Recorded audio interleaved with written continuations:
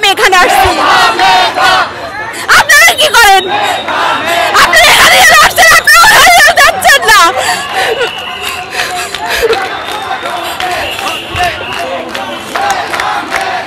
আমার ভাই বলতে কি অবস্থা, আপনারা কোনো খবর দিচ্ছেন? সবখানে বলতেছে পরিস্থিতির ঠান্ডা, কোথায় ঠান্ডা?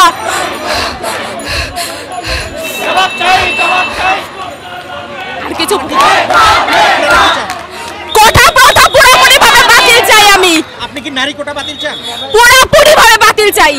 কোনো কোটাই আমি চাই না, থাকলে শুধুমাত্র প্রতিবন্ধী কোটা থাকবে, আর কোনো কোটা থাকবে না। না কোনো নারী কোটা থাকবে, না কোনো মুক্তিযোদ্ধা কোটা থাকবে। আপনি একজন নারী হয়ে কেন নারী কোটা বাতিল চান? কারণ আমি চাই আমার ভাইয়েরা, আমার বোনেরা সবাই যেন একসাথে যেন আমরা করি, একসাথে যেন আমরা কম্পিট করি কোথাও যাওয়ার জন্য। আমরা কোনো এক্সট্রা কোনো সুযোগ সুবিধা চাই না। তারা যথেষ্ট সুযোগ সুবিধা পাইছে। আপনি কি জানেন যে ম্যাক্সিমাম যারা মুক্তিযোদ্ধা কোটা নিয়ে আছে তারা ম্যাক্সিমামই মুক্তিযোদ্ধারা না? এটাকে আপনি জানেন? আমার বাড়ির পেছনে যে বাড়িটা, যে মানুষটা মুক্তিযোদ্ধা কোটা নিয়ে আছে সে আসলে রাজাকার, এটা আমি জানি। তাহলে কোথায় বলতেছেন যে মুক্তিযোদ্ধা কোটা? আসল মুক্তিযোদ্ধা যারা তারা তো রাস্তায় ভিক্ষা করতেছে। আপনারা তাদের সুযোগ সুবিধা দেন। আপনারা নিজেদের মতো করে নিউজ তৈরি করেন, তারপরে সেগুলো করেন। আমরা শুধুমাত্র আমাদের ঢাকা ইউনিভার্সিটিতে যারা হলে আছে সেই ভাইদের থেকে জানতে পারি। আপনারা সেই সুবিধাটাও নষ্ট করে দিয়েছেন। আপনারা ইন্টারনেট, সেখানে সুবিধা বন্ধ হয়েছে, আপনাদের প্রেস তো সেখানে যায়নি। ইন্টারনেট কেন বন্ধ হলো? আপনারা ছাত্রলীগের থেকে জানতে চাইছেন, আপনারা সরকারের থেকে জানতে চাইছেন কেন হলে ইন্টারনেট বন্ধ করে দিয়েছে, কেন কালকে রাতে ঢাবি হলে কারেন্ট ছিল না, আমার ভাইরা কেন অন্ধকারে ছিল, আপনারা জানতে চাইছেন তাদের থেকে। আপনারা কি জানেন এখনো তারা কি অবস্থার মধ্যে আছে? আপনারা যাবেন না, আপনারা লেজুর ভিত্তি করবেন কেন? সাংবাদিক মানে কি লেজুর ভিত্তি করা? অবশ্যই না। নিজেদের বীরের মতো পরিচয় দেন। আজকে ছাত্র সমাজ যখন রাস্তায় এসে দাঁড়িয়েছে ন্যায্য অধিকারের জন্য, আপনারা তখন কি করছেন? সরকারের চাটুকারিতা করছেন কেন? আপনারাও স্টুডেন্ট ছিলেন, আপনারাও তখন রাস্তায় ছিলেন। আমরা এখন আছি, আমাদের পাশে থাকা আপনাদের নৈতিক দায়িত্বটা পালন করেন। কিভাবে করে পুলিশ স্টুডেন্টদেরকে গুলি কিভাবে করে? এই আন্দোলনের যৌক্তিকতা আছে, কারণ দেখেন আমরা মেডিকেল ভর্তি পরীক্ষা থেকে এটা শুরু হয়, ভর্তি পরীক্ষা কোটা ব্যবস্থা রয়েছে।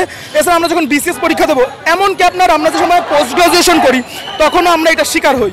এবং এর ফলে ধরেন অধিকাংশ আজকে কেন কাজাকিস্তান, রাশিয়ায় আমাদের স্টুডেন্টরা চলে যাবে মেডিকেল পড়তে? বলেন আমাকে এই উত্তর দেন।